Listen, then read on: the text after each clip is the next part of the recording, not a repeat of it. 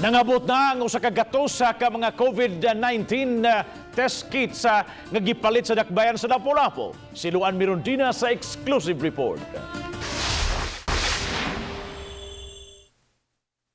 Kini ang mga COVID test kits nga napalit sa dakbayan sa Lapu-Lapu didto sa Singapore pinaagi sa abag sa usa ka pribadong tambalanan.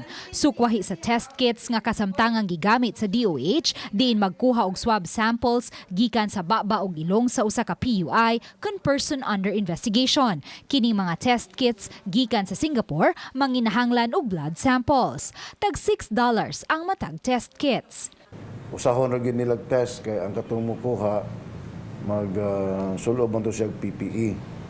And hopefully within today, dunay mahatag nga result.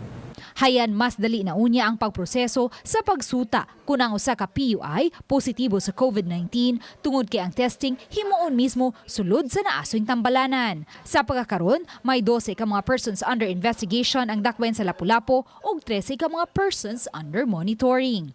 Atong hospital partner dunay DSWD nga mo-assist, no? Mo-assist. Just in case if they cannot afford to pay the said testing, the city will shoulder.